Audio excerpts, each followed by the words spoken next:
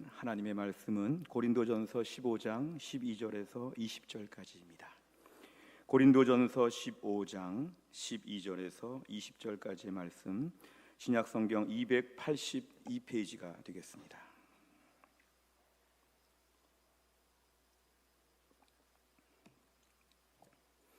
고린도전서 15장 12절에서 20절까지의 말씀을 저와 한 절씩 교독하시겠습니다. 12절 제가 먼저 읽겠습니다. 그리스도께서 죽은 자 가운데서 다시 살아나셨다 전파되었거늘 너희 중에서 어떤 사람들은 어찌하여 죽은 자 가운데서 부활이 없다 하느냐. 만일 죽은 자의 부활이 없으면 그리스도도 다시 살아나지 못하셨으리라. 그리스도께서 만일 다시 살아나지 못하셨으면 우리가 전파하는 것도 헛것이요 또 너희 믿음도 헛것이며 또 우리가 하나님의 거짓 증인으로 발견되리니 우리가 하나님이 그리스도를 다시 살리셨다고 증언하였음이라. 만일 죽은 자가 다시 살아나는 일이 없으면 하나님이 그리스도를 다시 살리지 아니하셨으리라.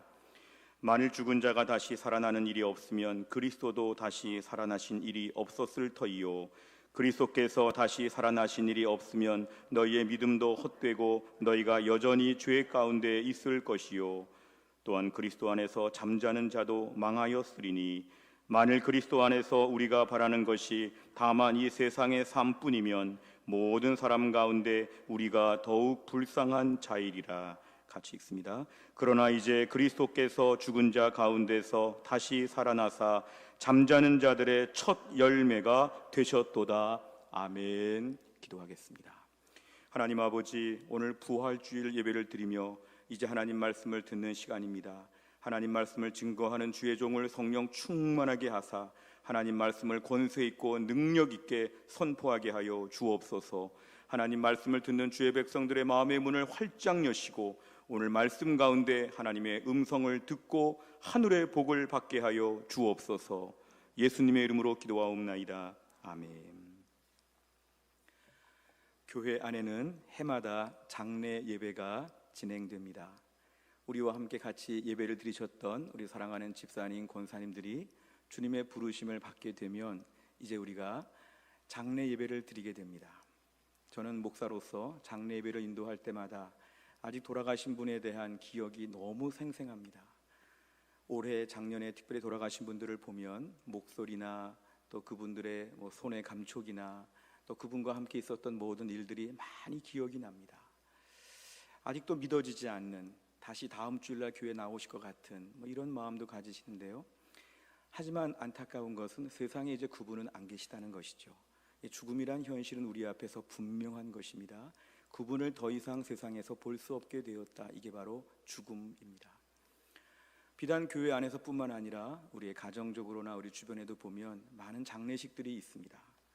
우리 사랑하는 부모님, 사랑하는 형님, 동생, 심지어 우리 자녀, 우리 많은 가족들 중에, 주변 분들 중에 하나님의 부르심을 받게 되면 우린 너무 안타까운 마음을 갖게 됩니다. 좀 살아생전에 좀 더 잘해 드렸을 걸 못했다.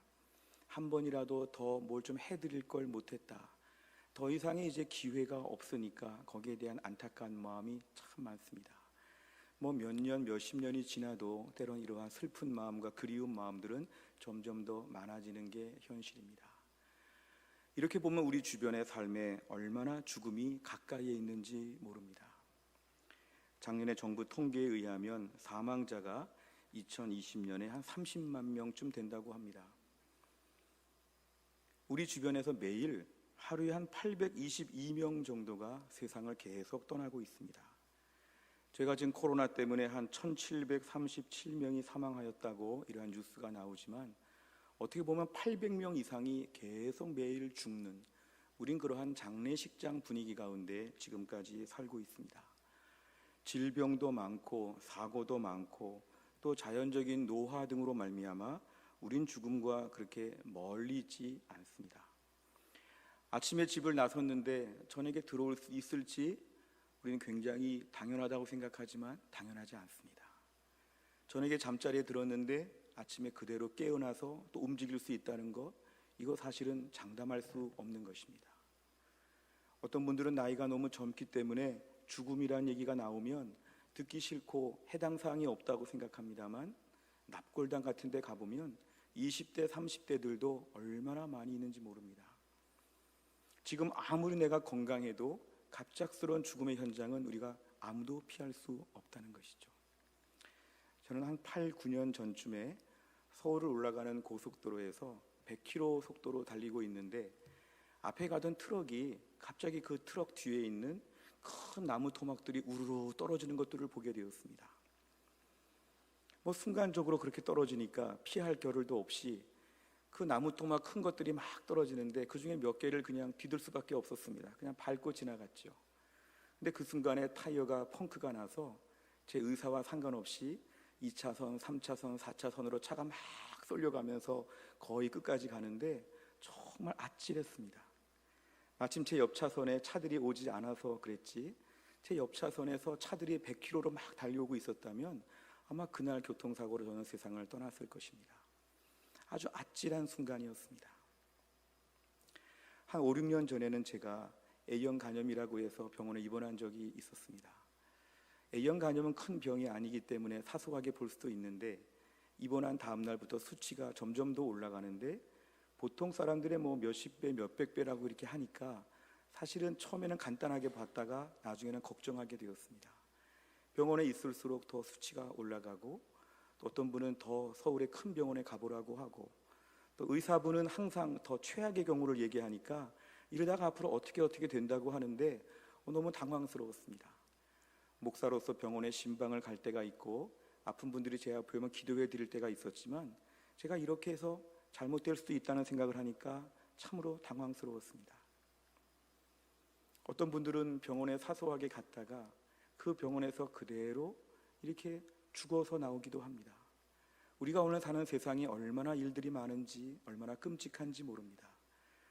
그런데 많은 경우에 사람도 이런 죽음에 대한 얘기를 하면 기분이 나쁘고 또 마음이 좀 언짢아지니까 자꾸 회피합니다. 그래서 죽음에 대하여 무심합니다.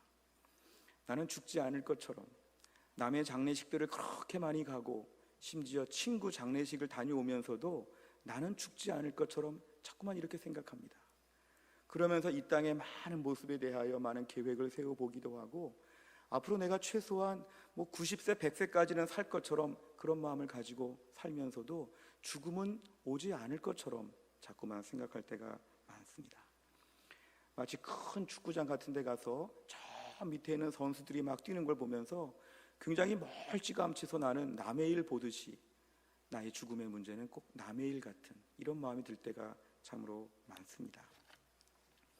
제가 설교를 준비하면서 한 주간 동안 죽음에 대한 일반적인 그러한 좀 책들을 보니까요, 많은 불신자들, 일반 자연인들은 특별히 죽음에 대하여 가장 속상한 것 중에 하나가 박탈 이론이라고 합니다. 박탈. 내가 죽음의 순간이 되면 평생 공부한 거 너무 아깝다.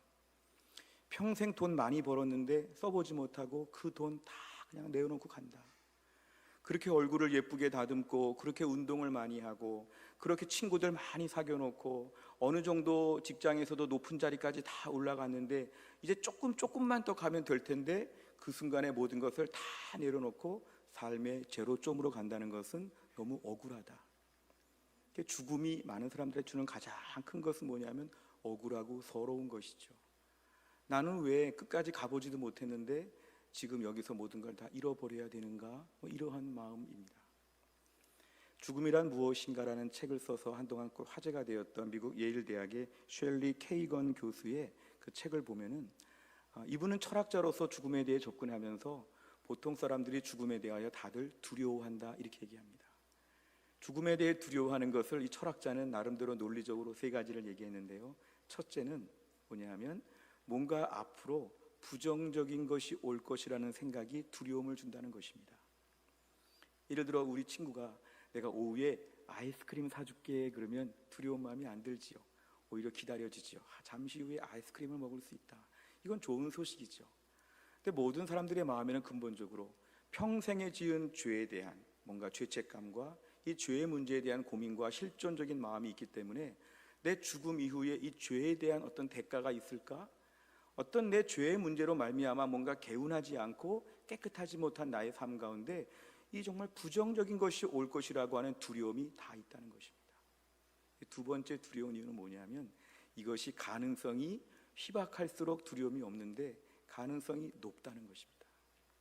예를 들어서 오늘 주일날 집에 가는 길에 시베리아 호랑이가 와가지고 나를 잡아먹을까 두렵다, 뭐 이런 분은 안 계시죠? 우리 주변에 시베리아 호랑이가 막 돌아다니지 않으니까 이런 것은 전혀 걱정이 안 된다는 것이죠. 근데 문제는 주변에 많은 분들이 점점 죽어가는 것을 내 눈으로 보니까 이 죽음이란 것을 좀 회피하고 무심하고 싶은데 점점 가까이 오는 것처럼 가능성이 매우 높은, 엄밀하게 말하면 100%의 가능성이 있는 이 죽음의 문제는 두려움이 될 수밖에 없다는 것입니다. 또한 세 번째로 이 철학자가 얘기한 것은 오늘날 우리 주변의 두려움에 대한 것은 너무 분명한 공포가 있다면 그나마 두려움이 덜하다는 것입니다. 학교에 가면 내 친구 누가 나를 하루에 3대씩 꼭 때린다, 내일 가도 또 3대를 때리고 그 다음 날 또 3대를 때린다.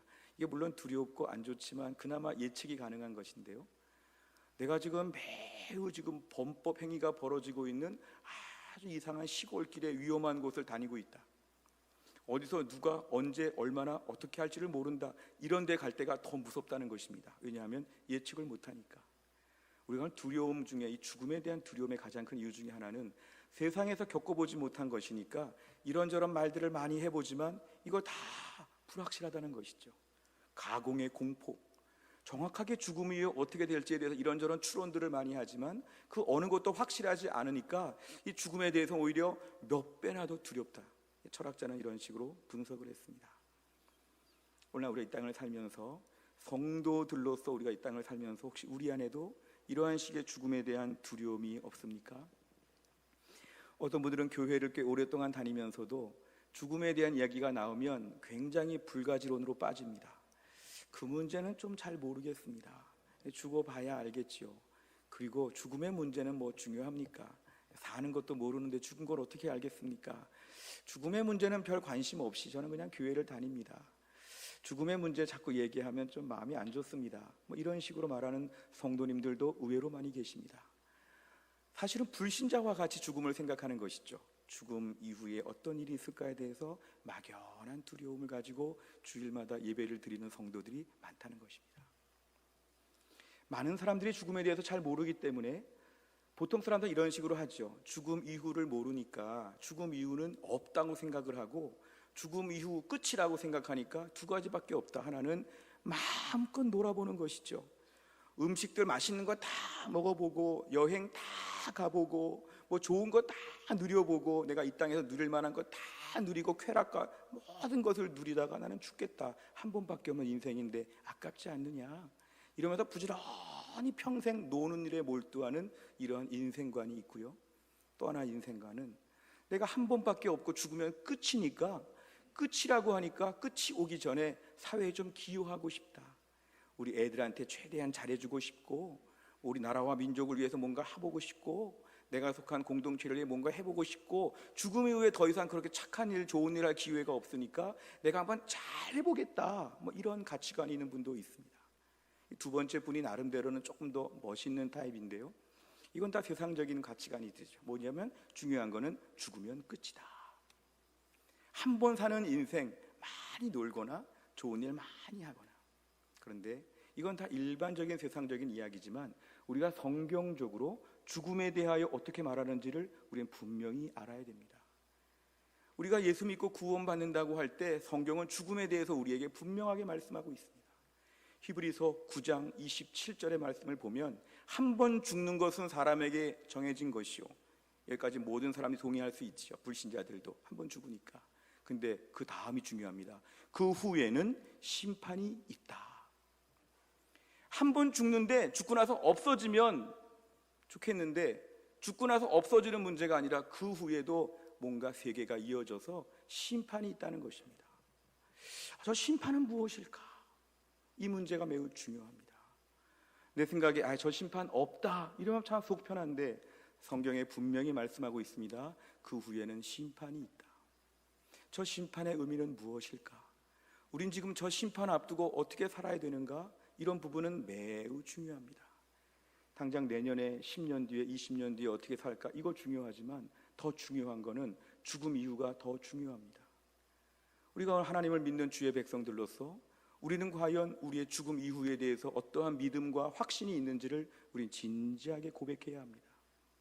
우리가 오늘 말씀을 통하여 부활하신 예수님에 대한 말씀을 들으면서 우리의 내세와 우리의 부활과 우리의 천국에 대한 소망이 분명해질 수 있기를 주의 이름으로 축원합니다. 오늘 본문의 말씀을 보시면 이제 고린도 교회는 사도 바울이 2차 전도 여행 때 1년 반이 넘는 긴 시간을 투자하면서 굉장히 많이 가르친 교회입니다. 근데 고린도 교회는 사실은 그 주변의 많은 교회들보다 말씀 공부도 많이 했고 훈련도 많이 받았고 또 사도 바울이 거의 완벽한 수준으로 가르쳤을 텐데도 불구하고 고린도 교회는 문제가 많았던 교회입니다. 우리가 때론 너무 초대교회를 이상적으로 보는 경향이 있지만 이 고린도 교회는 반면 교사가 훨씬 더 많습니다. 이 고린도 교회 안에 많은 문제가 있었는데요, 그 중에서 오늘 15장에서 집중적으로 말씀하는 것은 고린도 교회 안에는 예수님의 부활에 대하여 부정하는 사람들이 있었습니다. 고린도 교회 바깥에 불신자들이 부정한 것이 아니라 고린도 교회 안에 있는 성도들 중에 부정하는 사람들이 있었다는 것이죠. 오늘 본문 12절 보시면 그리스도께서 죽은 자 가운데서 다시 살아나셨다 전파되었거늘 너희 중에서 어떤 사람들은 어찌하여 죽은 자 가운데서 부활이 없다 하느냐. 이 고린도 교회 안의 성도들 중에 부활은 불가능하다, 우리 주변에 누가 죽었다가 다시 살아난 날이 있느냐, 모든 사람은 죽으면 끝이다, 예수님도 죽으면 끝이다. 우리 신앙도 살아있을 때 재밌고 즐겁고 유익하고 참 좋았던 것이지, 우리 살아있을 때 믿음 중요하지 죽으면 모른다, 그냥 한평생 믿음 생활 잘한 거 행복한 줄 알아라, 그래도 내가 교회 다니면서 고린도 교회 안에서 말씀 공부하고 찬양하고 기도하고 교제하고 행복했지, 그거면 족하다, 끝이다, 끝. 예수 잘 믿고 한평생 살았으면 끝이다, 끝. 예수님 십자가에서 죽으셨는데 정말 고귀한 사랑으로 죽으셨다, 죽으셨으니까 끝이다, 끝. 이런 것이죠. 예수님의 부활도 믿지 않고 우리의 부활도 불가능하고 사람은 죽으면 다 끝이라고 하는 것. 오늘날에도 자유주의 계통의 신학과 자유주의 계통의 교회들은 그런 식으로 말합니다. 예수님이 정말 부활하셨을까? 예수님 정말 부활하셨을까? 그거 불확실한데 그렇게 중요한가 그 문제가? 예수님 부활하신 것보다 부활 정신이 더 중요하다. 부활 정신. 절망 중에서 다시 회복되고 힘을 내고 기운 차리는 거, 이게 부활 정신이다. 우리가 죽고 난 다음에 부활하는 거 그런 얘기하지 말고 절망 가운데 소망을 갖는 거, 이거 다 부활이다, 부활. 오늘날의 우리들은 이렇게 뭔가 부활에 대하여 그렇게 막 사실적으로 살펴볼 필요가 없다. 예수님 부활하신 건 중요하지 않다. 우린 부활 정신이 중요하다. 예수님 제자들이 예수님을 너무 사모하니까 예수님 분명히 죽으셨는데 꼭 부활한 것처럼 이렇게 환상을 보고 자기 그냥 최면에 걸려가지고 예수님 살아나셨다 이렇게 떠들고 다닌 것이다. 예수님은 죽으셨는데 그 제자들 다니면서 막 전도하고 다니니까 예수님의 일이 제자들에게 계승되어 가지고 마치 예수님이 살아계신 것처럼 지금 역사가 있는데 이걸 부활이라고 말한다. 예수님의 가르침이 지금도 계속되니까 예수님이 살아계신 것과 똑같지 않느냐.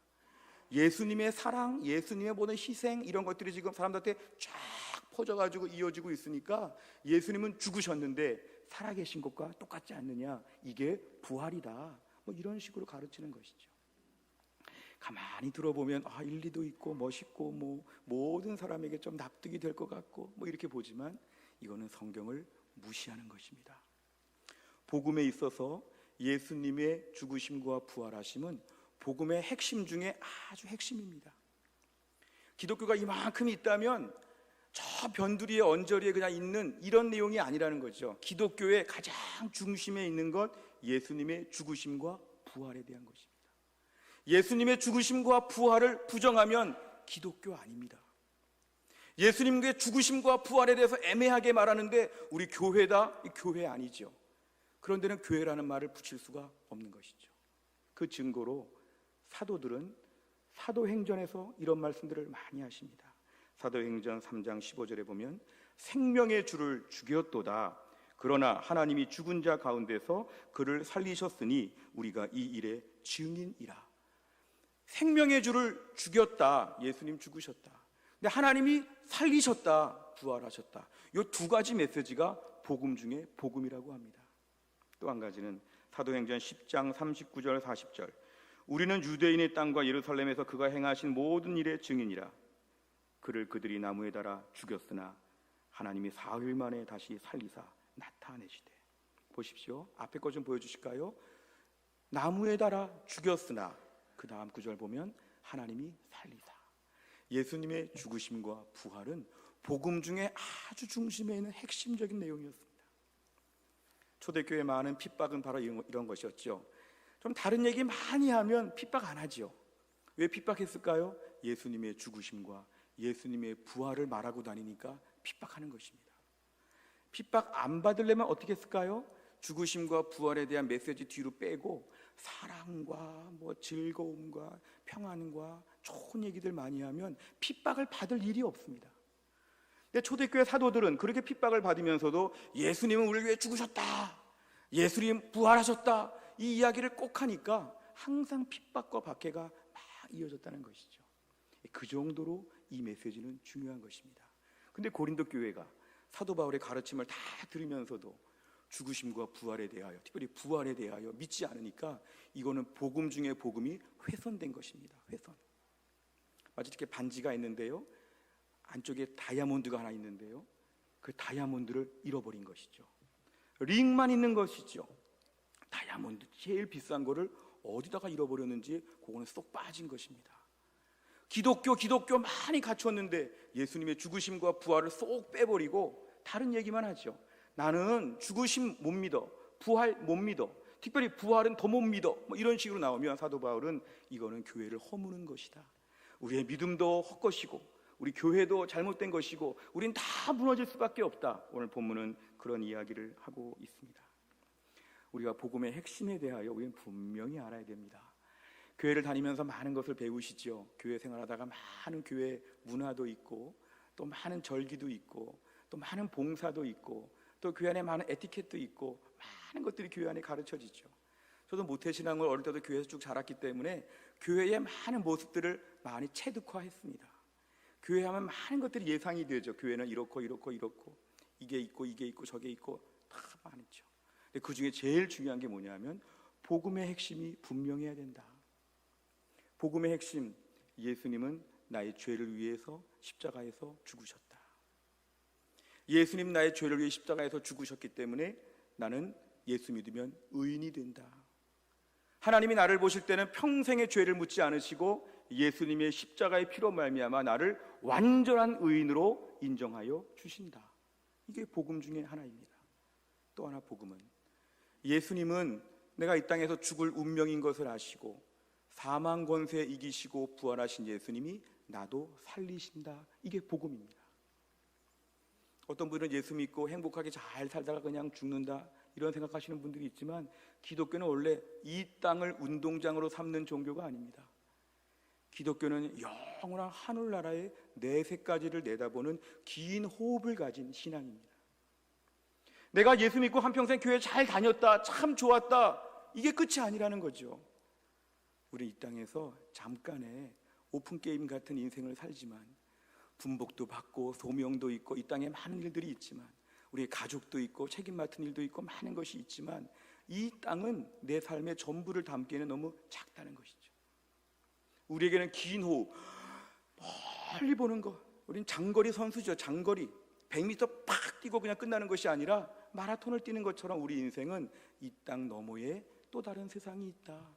이게 기독교에서 매우 중요하기 때문에 예수님의 죽으심도 중요하지만 예수님의 부활하심은 너무도 중요합니다. 오늘 고린도 교회가 예수님 부활하심에 대해서 이렇게 정확하게 못 믿겠다 이러면 이 교회 성도들 중에 이 사람들은 믿음 없는 사람들입니다. 이 사람들은 믿음이 약한 게 아니라 믿음이 근본적으로 없는 사람들이죠. 나 부활은 못 믿어, 나 예수는 믿어, 이건 말이 안 되는 것입니다. 오늘 본문에 예수님 부활이 너무 중요하다. 왜 그러냐 하면 히브리서 로마서 8장 2절을 먼저 볼까요? 로마서 8장 2절에 보면은 이는 그리스도 예수 안에는 생명의 성령의 법이 죄와 사망의 법에서 너를 해방하였습니다. 보십시오. 끝에 죄와 사망의 법, 죄와 사망의 능력에서 우리는 해방되었다는 것입니다. 예수 믿으면 성령의 능력이, 저 법은 능력으로 번역할 수 있습니다. 그리스도 예수 안에는 생명의 성령의 능력이 죄와 사망의 능력에서 우리를 풀어주었다는 것입니다. 그래서 우리 이 땅을 살면서 죄가 그렇게 많음에도 불구하고 그 죄값을 받는 것이 아니라 예수님의 십자가의 피로 말미암아 의롭게 되었다. 죽을 수밖에 없는 영혼이었지만 예수 안에서 사망 권세를 우리는 이기게 되었다. 죽음이 우리를 막 달려들죠. 우리를 위협하죠. 히브리서 2장 15절, 또 죽기를 무서워함으로 한평생 매여 종로로 탄다. 죽음이 우리를 매일 협박하죠. 죽을지도 몰라, 죽을 것이야. 막 종처럼 끌고 다니죠. 막 평생 죽으면 어떡하나, 난 죽으면 끝인데, 죽기 전에 다 해야 되는데 죽으면 어떡하나. 한평생 종로로 타는 인생들에게 예수님의 부활은 우리의 부활을 가능케 하는 중요한 사건이라는 것입니다. 그래서 우리는 살면서 내 자신의 실존은 딱 두 가지입니다. 나는 죄를 짓는 죄인, 죽을 수밖에 없는 시한부 인생. 이 두 가지가 모든 인생에게 실존이죠. 남녀노소, 빈부귀천, 동서고금의 모든 사람들이 똑같은 운명은 두 가지죠. 죄를 지을 수밖에 없는 죄인의 실존과 죽을 수밖에 없는 시한부 인생의 실존, 두 가지 문제를 가지고 평생 씨름을 하는데 예수를 믿으면 두 가지가 해결된다는 것입니다.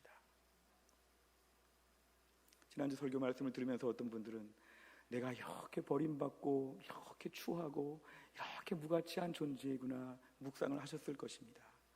지난주 말씀만 깊이 묵상하다 보면 자칫하면 그 속에 머물면 우울증 걸립니다. 한 주간 내내 혹시라도 나는 이래서 부족하고 저래서 부족하고 쓸모도 없고 가치도 없고 못나고 계속 이렇게 가다 보면 때로는 지난주 설교 말씀으로 모든 묵상을 끝내버리면 우리는 우울증 환자가 되고 비관론자가 됩니다. 오늘의 말씀을 마저 들으시기 바랍니다. 뭐냐면 내 상태가 그런데 예수님의 십자가가 붙여 있다는 것입니다. 우리 자신의 실제 모습은 죄로 인해서 아주 무가치하고 아주 절망적이고 아주 쓸모없고 가련하고 초라한데 그런 우리를 하나님께서 불러주셨다가 중요합니다. 한번 빵점부터 좀 문제를 풀어보면요, 빵점짜리 사람은 이런 사람들이죠.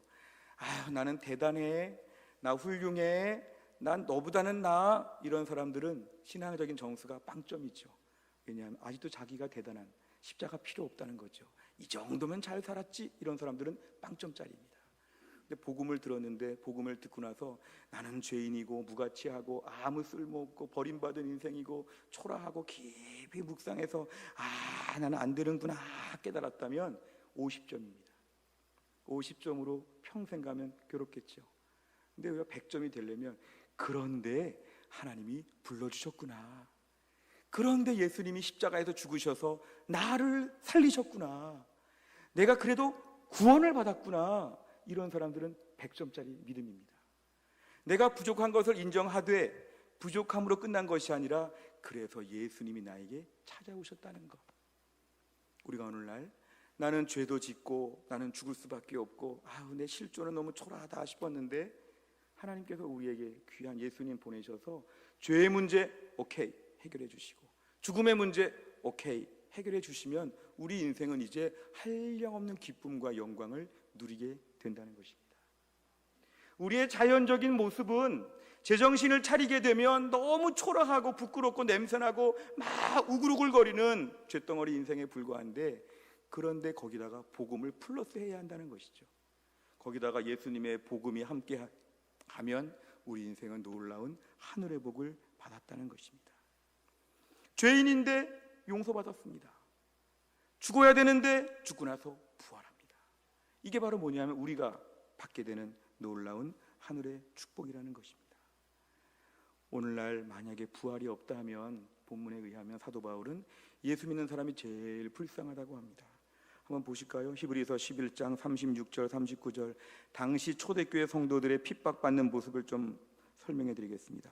또 어떤 이들은 조롱과 채찍질 뿐 아니라 결박과 옥에 갇히는 시련도 받았으며 돌로 치는 것과 톱으로 켜는 것과 시험과 칼로 죽임을 당하고 양과 염소의 가죽을 입고 유리하며 궁핍과 환난과 학대를 받았으니 이런 사람은 세상이 감당하지 못하느니라. 그들이 광야와 산과 동굴과 토굴에 유리하였느니라. 이 사람들은 다 믿음으로 말미암아 증거를 받았으나 약속된 것을 받지 못하였으니. 아멘. 초대교회 믿음을 지킨다고 저렇게 막 핍박받고 돌아가는데, 저렇게 살다가 그냥 죽었는데 죽고 나서 그냥 끝이라고 하면 저 사람들 불쌍해서 어떡합니까? 한 번밖에 없는 인생 왜 이렇게까지 예수를 믿어야 됩니까? 왜 저렇게까지 비참하게 살면서라도 예수를 믿고 믿음을 버리지 않고 끝까지 하나님 붙잡고 살았습니까? 저 사람들에게는 내세에 대한 믿음이 있었다는 것입니다. 이 땅이 전부라면 저렇게까지 할 필요가 없지요. 놀러 다니고 예수 안 믿어, 나 예수 안 믿어, 어제까지 열심히 했지만 오늘부터 교회 안 다녀, 나 예수 안 믿고 편하게 살 거야. 한 번밖에 없는 인생 예수 믿고 고생할 필요가 있겠어? 죽으면 끝이라면서 나 예수 안 믿지, 안 믿고 편안하게 남들처럼 웬만큼 누리며 살지, 이렇게 말했을 텐데 내세에 대한 확신, 부활에 대한 소망이 있었기 때문에 그렇게 때리고 그렇게 핍박해도 막 도망 다니면서 끝까지 예수를 믿었다는 것이 바로 초대교회 성도들의 믿음입니다. 바울에 의하면 만약에 부활이 없다 하면 아까 히브리서의 저 11장의 성도들이 제일 불쌍하다, 어쩌다가 저런 식으로 인생을 마치느냐, 불쌍하다. 오늘 말씀의 핵심은 불쌍하지 않다는 것입니다. 왜냐? 우리에게는 천국의 소망이 있고 내세가 보장되어 있다는 것입니다.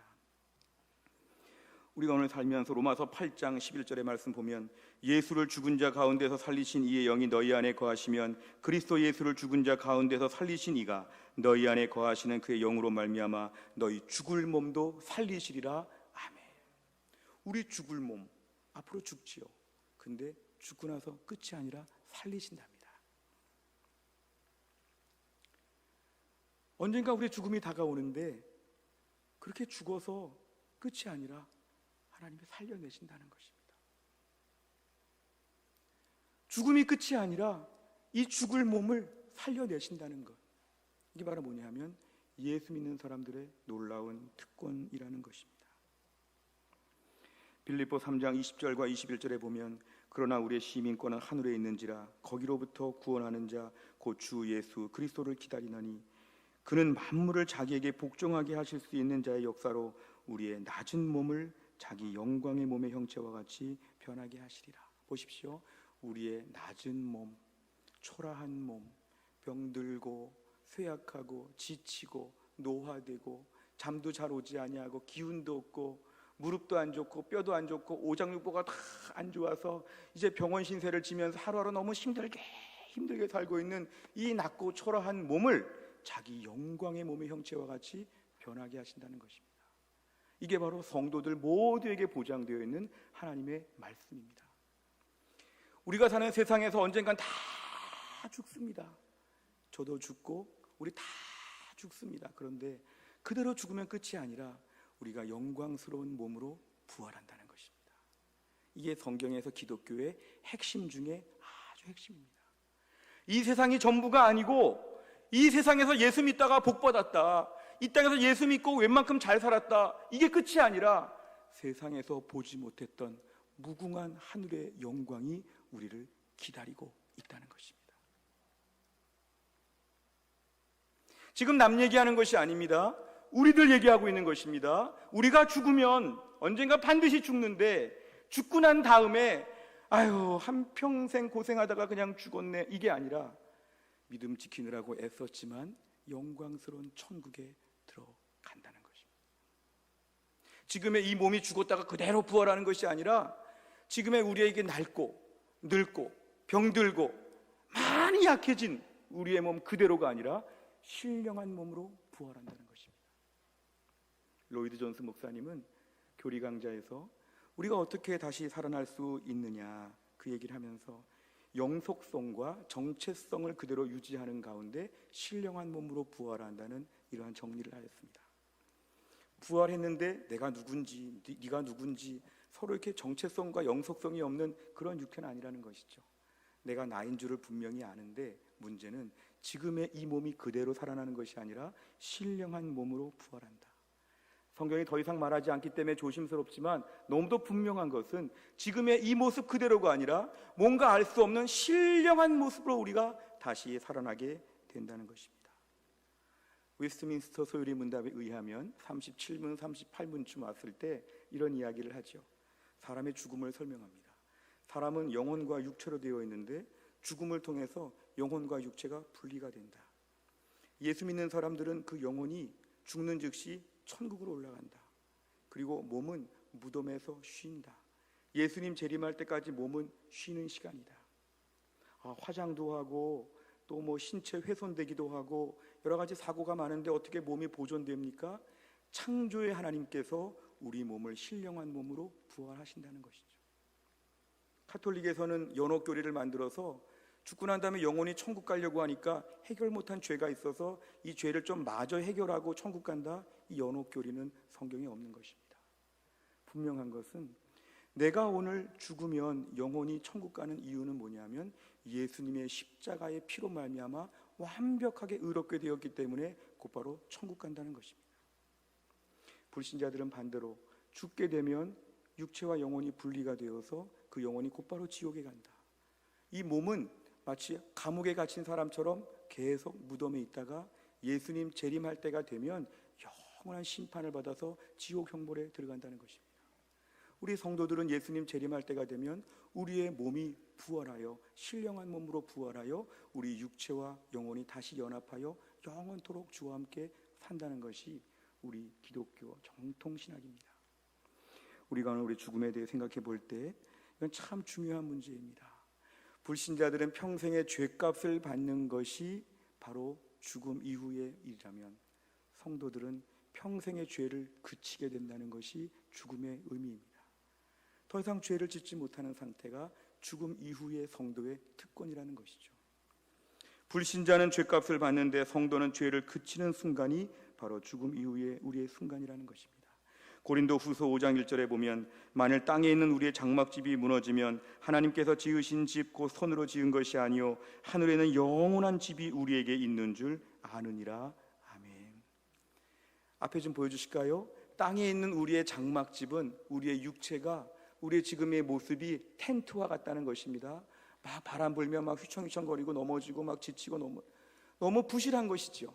그런데 이 장막집이 언젠가 무너져서 육체적인 죽음을 맞이하게 될 때 손으로 지은 것이 아니요 하늘에 있는 영원한 집이 있다. 다음 거 보여주실까요? 영원한 집이 있다 그랬습니다. 텐트가 아니라 신령한 모습으로 부활한 우리를 가르칩니다. 성도에게서 죽음은 이 땅에서 텐트와 같은 우리 인생이 맞춰지고 신령한 몸으로 주와 함께 영원히 살게 된다는 것입니다. 오늘 본문의 20절을 보시면 그러나 이제 그리스도께서 죽은 자 가운데서 다시 살아나사 잠자는 자들의 첫 열매가 되셨다. 우리 예수님이 첫 번째 열매가 되시면 그 예수님 믿고 따르는 우리들에게는 두 번째, 세 번째 열매처럼 부활의 역사가 계속 이어진다는 것입니다. 우리는 부족하지만 예수 믿고 죄의 문제 해결받고 죽음의 문제가 해결되어서 영원토록 주와 함께 산다는 것입니다. 이제 말씀을 정리하겠습니다. 우리가 오늘의 말씀을 묵상하게 되면 죽음이라고 하는 것은 우리에게 공포의 순간이 아닙니다. 죽음이라고 하는 것은 문을 열고 천국에 들어가는 길목이 되죠. 죽음을 통하여 우리가 그렇게 사모하던 예수님을 만나게 됩니다. 영화로운 천국에서 주와 함께 영원토록 살 수 있게 된다는 것이죠. 그러니까 우리는 우리의 죽음을 기다려야 되고 예수님의 재림을 기다려야 합니다. 이 땅의 모든 것들에 집착하고 이 땅이 전부인 것처럼 살고 여기서 없으면 천국에도 없을 것처럼 생각하는 우리의 모든 조바심을 내려놓고 주님 오늘도 제가 천국을 사모하게 하여 주시옵소서. 죽음 이후를 두려워하지 아니하고 죽음 이후를 기다리게 하여 주시옵소서.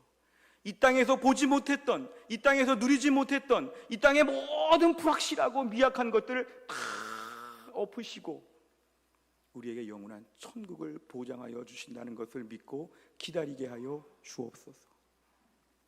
이 땅에 낙심할 일들이 많지요. 너무 불완전하고 미완성의 세상을 저희가 살아가죠.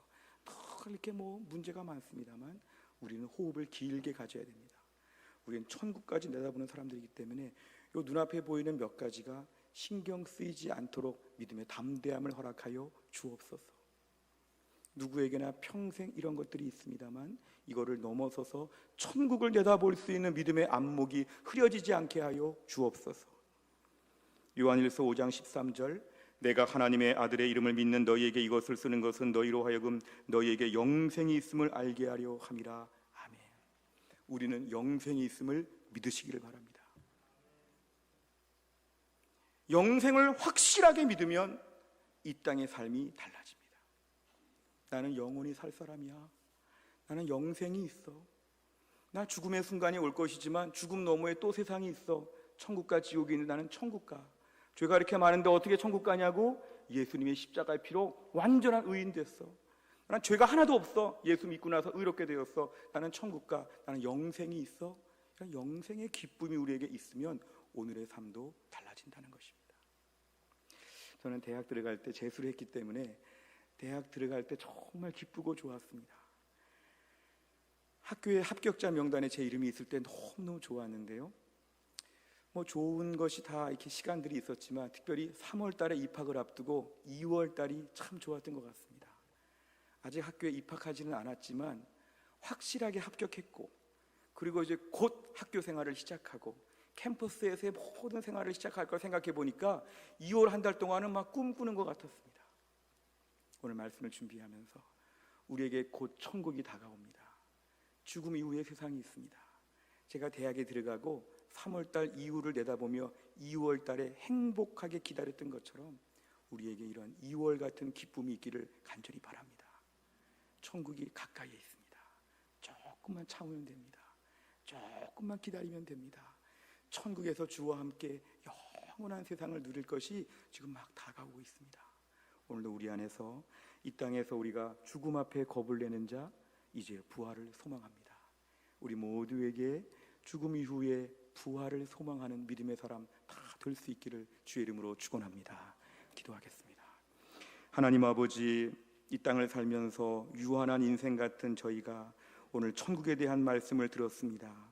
죽음의 공포, 죽음을 두려워하는 저희가 오늘 천국의 소망이 분명하게 하여 주시고, 이 땅에서의 축복과 은혜도 너무 크지만 이와 비교할 수 없는 하늘나라에서 맛보게 될 그 풍성한 부활과 영생의 그 모든 것들을 내다보며 믿음으로 기쁘게 살게 하여 주옵소서.